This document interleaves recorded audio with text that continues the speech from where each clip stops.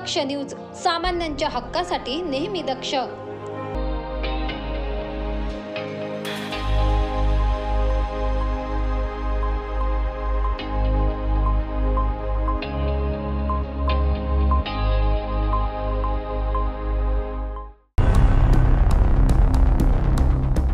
त्र्यंबकेश्वर येथे शेतकऱ्यांच्या कर्जमाफीसाठी तसेच सरपंच संतोष देशमुख व सोमनाथ सूर्यवंशी यांच्या हत्येप्रकरणी आरोपींवर कठोर कारवाई करण्यात यावी यासाठी महाराष्ट्र नवनिर्माण सेनेच्या वतीने त्र्यंबकेश्वर येथील तहसील कार्यालय येथे निवेदन देण्यात आले। तसेच नाशिक जिल्ह्यातील गुन्हेगारीवर तात्काळ नियंत्रण ठेवण्यात यावे या आणि अशा अनेक मागण्या यावेळी करण्यात आल्या। दरम्यान या मागण्यांबाबत योग्य तो निर्णय न घेतल्यास महाराष्ट्र नवनिर्माण सेनेच्या वतीने तीव्र आंदोलन करण्यात येईल आणि या सर्व परिणामांना शासन जबाबदार असेल असा इशारा यावेळी देण्यात आला। त्याबाबत मनसे तालुका अध्यक्ष नवनाथ कोठुळे यांनी अधिक माहिती दिली आहे। माननीय राजसाहेब ठाकरे यांच्या आदेशाने आज महाराष्ट्र नवनिर्माण सेना त्र्यंबकेश्वर तालुका व शहराच्या वतीने त्र्यंबकेश्वर तहसीलदार संचेती मॅडम यांना आज एक निवेदन दिलेलं आहे। त्या निवेदनातील जे विषय आहेत की निवडणुकीमध्ये सत्ताधारी पक्षांनी ज्यावेळेस घोषणा केली होती की संपूर्ण महाराष्ट्रातील शेतकऱ्यांचे कर्जमाफी करण्यात येईल, 7/12 कोरा करण्यात येईल, अशा प्रकारची आश्वासनं दिली गेली। परंतु नुकत्याच झालेल्या बजेटनंतर आपले राज्याचे अर्थमंत्री अजितदादा पवार यांनी घोषणा केली की 31 मार्चच्या आत सर्व शेतकऱ्यांनी आपले कर्ज पुन्हा भरून टाकणे। हा एक मुद्दा आहे की शेतकऱ्यांची कर्जमाफीची घोषणा करून तिथून U-टर्न मारला आणि पुन्हा शेतकऱ्यांना कर्ज भरण्यासाठी प्रवृत्त केले जात आहेत।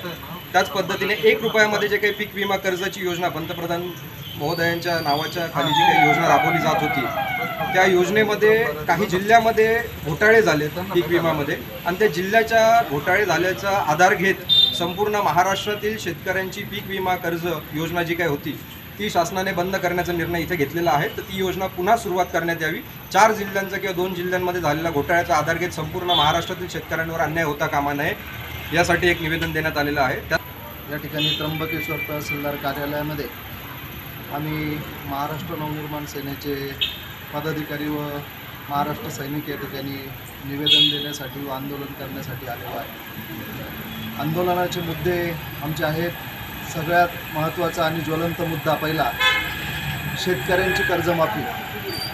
गेल्या नोव्हेंबर महिन्यामध्ये 2024मध्ये निवडणूक झाली आणि फसवणीस सरकार, या महाराष्ट्राला फसवणीस सरकार म्हणून आता जे सरकार लाभलं आहे 3 तिगाडा आणि काम बिगाडा अशा पद्धतीचं हे सरकार लागलं आहे। आणि ह्या सरकारमध्ये जे प्रमुख पक्ष आहे या तिन्ही प्रमुख पक्षांनी त्या ठिकाणी आपली भूमिका मांडत असताना, आश्वासनं देत असताना या ठिकाणी सगळ्यात पहिली मागणी आश्वासन दिलं होतं का शेतकऱ्यांची कर्जमाफी आम्ही करू आणि हे सरकार ते आश्वासन पाळण्यासाठी फोल ठरलेलं आहे। आणि आताच जे बजेट सादर केलं त्या बजेटमध्ये त्या ठिकाणी अजित पवार उपमुख्यमंत्री महाराष्ट्र राज्याचे यांनी सांगितलं का कर्जमाफी होणार नाही, शेतकऱ्यांनी त्या ठिकाणी जे काही कर्ज घेतलं असेल तर ते कर्ज शेतकऱ्यांनी भरून द्यायचे।